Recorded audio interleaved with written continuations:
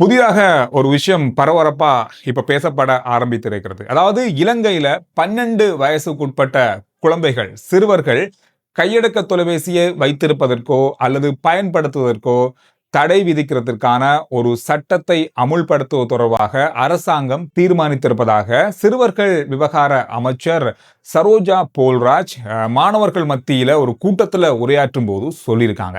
ඇත්තම කතාව මේ ෆෝන් එක විස බීජයක්. පුතාලගේ මොලේ සෛලවලට විශාල විනාශයක් සිද්ධ වෙනවා. ඔස්ට්‍රේලියාව, චීනය වගේ රටවල් ෆෝන් එක තහනම් කරලා තියෙන ළමයින්ට. අපිත් යෝජනා කරනවා ආසල් ළමයින්ට දුරකථන තිරය තහනම් කරන්න. අවුරුදු 12ට අඩු කිසිම ළමයෙකුට දුරකථනය දෙන්නේ නැහැ කියන තීරණය අපි එනවා. இது இன்று நாள்ல மாலை நேரத்துல இருந்து பெருசா பேசப்படுற ஒரு செய்தியாக மாறி இருக்கு. அவங்க இதுல நிறைய விஷயங்கள் சொல்லியிருக்காங்க.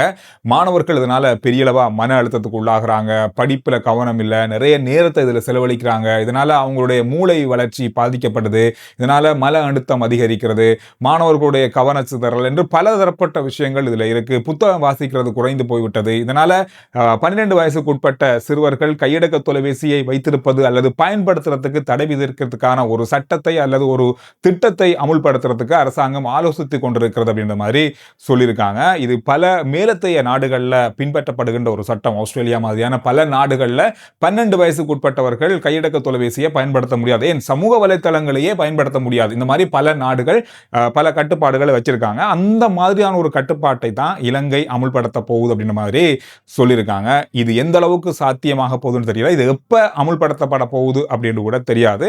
ஆனா இது விரைவில் செய்யக்கூடிய வாய்ப்புகள் இருக்கு அப்படின்றபடியா அவங்க மாணவர்கள் மத்தியில் உரையாற்றும் போது இந்த தகவலை சொல்லியிருக்காங்க. இது அண்மையில கொஞ்சம் பேசப்பட்டது, ஊகிக்கப்பட்டது, இப்படி ஒரு சட்டம் கொண்டு வர போறாங்க அப்படின்ற மாதிரி ஊகிக்கப்பட்டது. காரணம் என்னன்னு சொன்னா, அதிகளவான மாணவர்கள் இப்பொழுது மன அழுத்தத்தால பாதிக்கப்படுறாங்க அப்படின்றத நம்ம கடந்த வீடியோலையும் பார்த்தோம். அதாவது 160% மாணவர்கள், 100 பேர் எடுத்தா 60% மாணவர்கள் மன அழுத்தத்துக்கு உள்ளாகிறாங்க. இதுல கையடக்க தொலைபேசி பாவனையும் அதிகம்.